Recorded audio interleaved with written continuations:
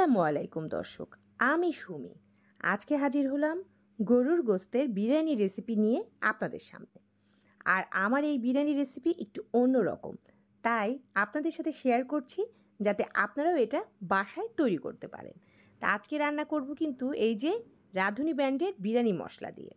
আর এর জন্য আমি এখানে নিয়েছি রসুন বাটা, আদা বাটা, টক দই, আছে টমেটো পেস্ট, কাঁচামরিচ, আছে আলু বোখরা, কিশমিশ, 2 বাটি পেঁয়াজ কুচি, গরম মশলা, আর এই যে আছে হলুদ গুঁড়া, মরিচের গুঁড়া, হলুদ গুঁড়া না, মরিচ গুঁড়া, ধনে গুঁড়া আর জিরা গুঁড়া, আর স্বাদ মতো লবণ।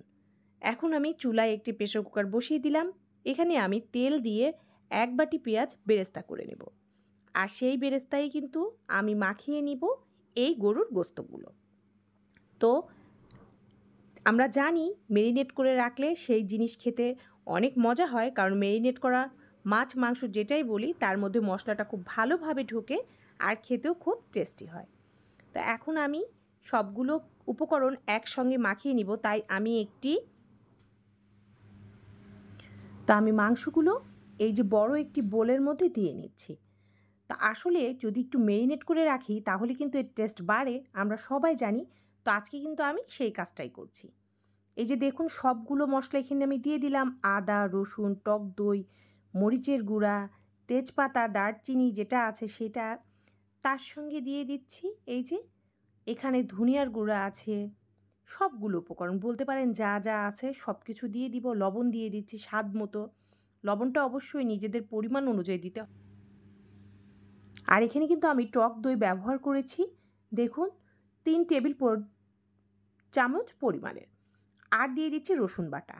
আর আমি কিন্তু এখানে টমেটো পেস্ট যেটা আমার ফ্রোজেন করা ছিল সেটাই ব্যবহার করেছি। তো টমেটো পেস্টটা দিলে এর মজা আরও বেড়ে যায়, তাই আমি এখানে দিয়েছি। আর এই যে দেখছেন আদা বাটা দিয়েছি 2 টেবিল চামচ, রসুন বাটাও দিয়েছি 2 টেবিল চামচ। আর টমেটোর যে পিওরটা ছিল সেটাও দিয়েছি 2 টেবিল চামচ, কারণ আমি 2 কেজির জন্য 1 টেবিল চামচ করে মেপে নিয়েছি। আর এতে কিন্তু একদম পারফেক্ট হবে। আর এতে নিলাম 1 প্যাকেট রাঁধুনি ব্র্যান্ডের বিরিয়ানি মশলা। এবার দেখুন বেরেস্তাটা কিন্তু প্রায় হয়ে গিয়েছে। আর এই বেরেস্তাটা কিন্তু আমি সরাসরি প্রেসার কুকার থেকে উঠিয়ে দিয়ে দিব এই গোশতের মধ্যে। এই গোশতের মধ্যে এই ভাজা বেরেস্তা আর বেরেস্তা ভাজা যে গরম তেল আছে সেটাই কিন্তু আমি মাখিয়ে নিব। আর এর টেস্ট কিন্তু বাড়বে বহু গুণে যদি আপনি এইভাবে রান্না করেন। এই যে এখন তেলটা দিয়ে দিচ্ছি। তেলটা দিয়ে কিন্তু হাত দিয়ে ভালো করে মেখে নিতে হবে। তো এখন একটু গরম আছে, তো মাখতে আমার একটু সমস্যা হচ্ছিল। তো আপনারা মাখার সময় অবশ্যই একটু সাবধানতা অবলম্বন করে মাখবেন।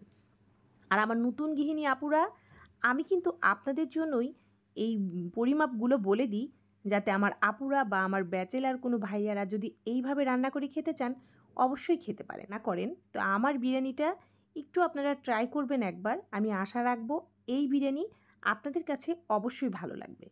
আর এভাবে কিন্তু আপনারা মুরগি বলুন, খাসির গোস্ত বলুন, সব কিছু দিয়ে রান্না করতে পারবেন। তো এখন আমি এটা একটু ভালো করে ম্যারিনেট করে নিচ্ছি, তারপর পরবর্তীতে চলে যাব। তো ভিডিওর এ পর্যায়ে আমার প্রিয় আপুদের ভাইয়াদের উদ্দেশ্যে বলবো, আমার এই রেসিপির ভিডিওটা যদি আপনাদের কাছে বিন্দু পরিমাণে ভালো লাগে তাহলে প্লিজ আমার চ্যানেলটিকে সাবস্ক্রাইব করে আমার পাশে থেকে যাবেন। আর আমার যে সব আপু ভাইয়ারা অলরেডি এই কাজটি করে নিয়েছেন আপনাদের সবাইকে জানাই অসংখ্য ধন্যবাদ। তো এটা কিন্তু ছিল আমার পহেলা বৈশাখ উপলক্ষে বিরিয়ানি রান্না। পহেলা বৈশাখের দিন আমার বাসায় বিরিয়ানি রান্না করেছিলাম, আর সেটাই আপনাদের সাথে একটু শেয়ার করছি। তো এখন কিন্তু আমি প্রেসার কুকারটা চুলা জ্বালিয়ে দিয়েছি আবার। আর যে তেল ছিল ওই তেলের মধ্যে আরও কিছুটা তেল দিলাম, আর বাকি পেঁয়াজগুলো বেরেস্তা ভেজে নিলাম।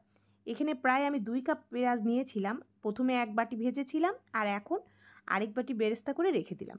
এটা আমি বিরিয়ানিতে দিব শেষ সময়ে। এখন এগুলো উঠিয়ে নিয়ে এই তেলের মধ্যেই কিন্তু আমি বিরিয়ানির যে গোশগুলো আছে সেগুলো দিয়ে দিব। আর প্রেসার কুকারে দেওয়ার কারণে রান্নাটা হবে তাড়াতাড়ি এবং মাংসটা কিন্তু অনেক সফট হবে। আর যেহেতু আমি আধা ঘন্টা ম্যারিনেট করে রেস্টে রেখেছিলাম, তাই এটা এমনিই কিন্তু সফট হবে আর এর ভিতরে অনেক মশলা যাবে। আর আপনারা চাইলে আরও বেশি সময় রাখতে পারেন, কারণ যত সময় রাখা যায় তত কিন্তু মশলা ভালোভাবে গোস্তের মধ্যে ঢোকে। তো এখন আমি এটাকে খুব ভালো করে নেড়ে চেড়ে কষিয়ে নিব, কারণ যত ভালো কষাবো এর টেস্ট তত বাড়বে। তো ভালো করে কষিয়ে একটু সময় আমি এইভাবে ঢাকনা উপরে দিয়ে বসিয়ে রাখবো, যাতে এটা আরও ভালোভাবে কষে যায়। আর এই যে দেখুন পানি ছেড়ে এসেছে আর পানি কিন্তু শুকিয়ে যাচ্ছে। তো এ পর্যায়ে এই মাংস যেখানে ম্যারিনেট করেছিলাম সেই বাটিটা ধোয়া পানি আমি এখানে দিয়ে দিব। আর সেই পানি দেওয়ার পরে কিন্তু আমি প্রেসার কুকারের ঢাকনা লাগিয়ে দিয়ে সিটি উঠিয়ে নেব। এই যে দেখুন সেই পানিগুলো আমি দিয়ে দিলাম আর এখন লাগিয়ে দিলাম। এখন আমি পরিমিত 4 থেকে 5টা সিটি দিব, বেশি দিব না। আর এতেই কিন্তু ডান হয়ে যাবে। আর এখন আরেকটি পাতিল চড়িয়ে দিলাম, তার মধ্যে দিয়ে দিলাম সাদা তেল। আর এখানে পুরো 3 পোয়া চাল ছিল, মানে 750 গ্রাম। আমি চালটা ভালো করে ধুয়ে তারপর তেলের পর এই যে ভাজতে দিলাম। এখন একটু ঘিও দিয়ে দিচ্ছি। চাল যতক্ষণ ঝনঝন শব্দ না হবে ততক্ষণ কিন্তু ভাজতে হবে।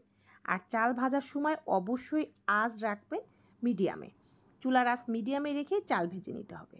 তারপর দিয়ে দিলাম 3 পোয়া চাউলের জন্য 6 পোয়া পানি। আমি এখানে 6 পোয়া না দিয়ে 5 পোয়া পানি দিয়েছি, আর দিলাম 1 কাপ দুধ। এবার দিয়ে দিচ্ছি সেই রান্না করে রাখা গরুর গোস্তগুলো। আর আমি যখন চালটা ফুটে ওঠে তখনই আমি গোস্তগুলো দিয়ে দেওয়ার চেষ্টা করি, এতে প্রত্যেকটা ভাতের কালার সেম হয়। তারপর যেই ফুটে উঠলো আমি দিয়ে দিচ্ছি আলু বোখরা। আমি এখানে 4-5টি আলু বোখরা ব্যবহার করেছি। এ পর্যায়ে দিয়ে দিব কাঁচামরিচ। গোটা কাঁচামরিচ অবশ্যই বিরিয়ানিতে দিতে হয়, আর আমি তো অনেক করে দিই। এবার দিচ্ছি কিশমিশ। এবার দিয়ে দিব পেস্তা বাদাম আর সাদা বাদাম। তারপর দিয়ে দিব এখানে আমি যে গোলাপ জল, এই গোলাপ জলটা কিন্তু অবশ্যই দিতে হবে। তা আপনারা যারা পছন্দ করেন না তারা এটা স্কিপ করতে পারেন, সমস্যা নেই। আর এখানে সেই ভাজা পেঁয়াজ বেরেস্তার মধ্যে আমি চিনি মিশিয়ে রেখেছিলাম, সেটাও দিয়ে দিলাম।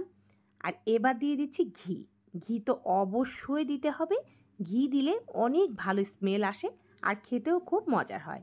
এবার পাশের চুলায় মোটা একটি তাওয়া বসিয়ে জাল একটু কমিয়ে দিয়ে আমি দমে বসিয়ে রাখলাম। 15 মিনিট দমে রাখার পরেই যে আমার বিরিয়ানি হয়ে গিয়েছে, আমি একদম পরিবেশন করে দিলাম আর আপনাদের সামনে সেটা দেখিয়ে দিচ্ছি। তো আমার আপুরা ভাইয়ারা প্লিজ আমাকে কমেন্টে জানাবেন আজকের বিরিয়ানি আপনাদের কাছে কেমন লাগলো। আমি খুব সহজভাবে ঘরোয়া পদ্ধতিতে এই বিরিয়ানিটি রান্না করেছি। এতক্ষণ আমার ভিডিওটি দেখার জন্য সবাইকে ধন্যবাদ। আসসালামু আলাইকুম, আল্লাহ হাফেজ।